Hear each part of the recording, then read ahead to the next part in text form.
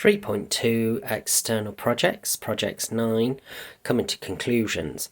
Case study number 3, Emma Dolan. Emma Dolan is a Central St Martin's student, and she's in her second year and she's now specialising in knitwear.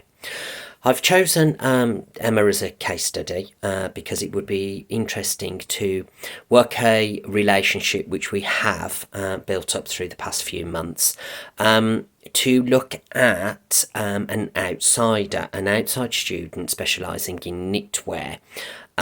So I wanted to do this so that I'd taken a step out of the OCA establishment and looked at a student that studies within the bricks and mortar at Central St Martin's.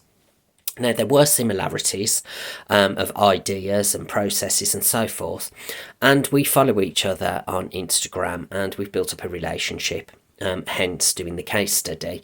And also as well, we feed forward each other's work. She might be doing something new, a new technique, or she might say to me, what do you think of this? Which has led and developed into a really good relationship. So I did my case study as an introduction, so that she could get a gist of what my work was about and where my textile practice was going with my knit.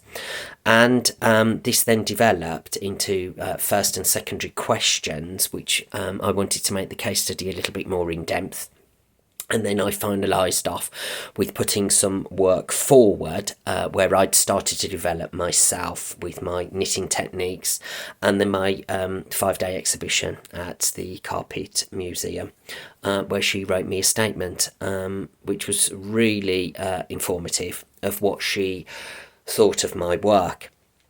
Now, my learning from Emma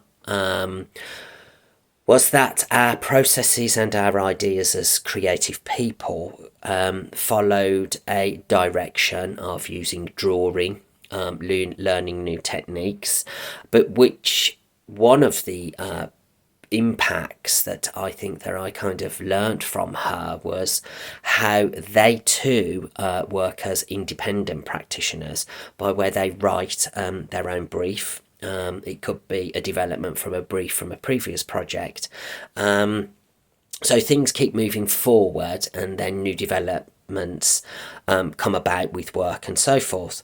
One of the other things that was really interesting was obviously being within a bricks and mortar establishment. They have studio space where they can put their knitted samples and their work all around them, so other peers can come in and have a look at the work. But they hold weekly meetings where they do critical analysis about each other's work, and also as well they hold group meetings where they teach each other new technical the technical side of the knitting machine. So if they want to use any of these ideas, they're all very open to sharing with each other their individual learning, which then led on to informing me. Emma did say one of the tricks was to make friends with a knitting machine technician because their knowledge is very broad. Their knitting machines are far larger and more complicated and complex. Emma's work is beautiful.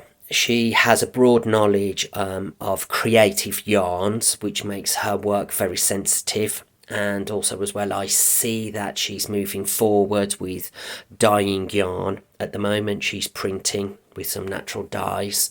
So the work feels very creative, but in my opinion, I feel that her work works very well commercially.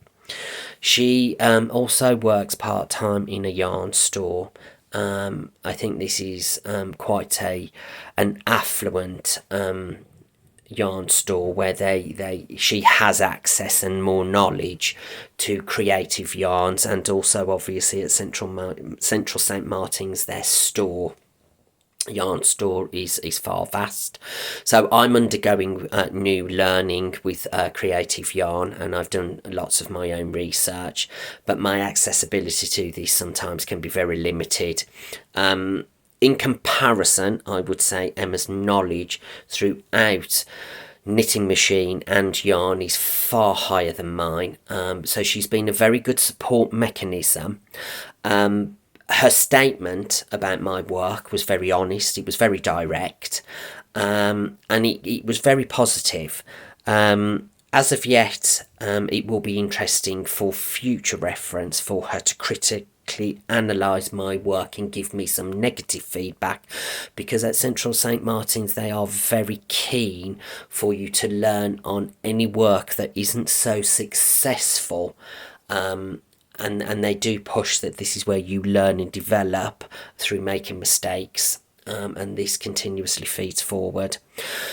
Sketchbook work is very strong within the knitwear department and documentation. Emma's process of research was an excellent process, and I kind of related to this very much, and she picked upon these areas, which was fantastic. She understood my work, she understood the techniques, and she also could see that my processes did relate very well with drawing, and she could understand that I'd used the theme of unstructured play and questioned what is play, but also using dyslexia as a theme. She considered that this stood out, which was great, and through verbal discussion, she did kind of say, you might not be academic with your dissertation work or reflective writing, she said, but your academic ability comes through with your creative processes, which was excellent to hear. So all in all, as a case study and as an individual, Emma Dolan, as a knitwear practitioner, has just given me lots and lots of new learning and lots of knowledge, which will push my new learning forward for 3.3.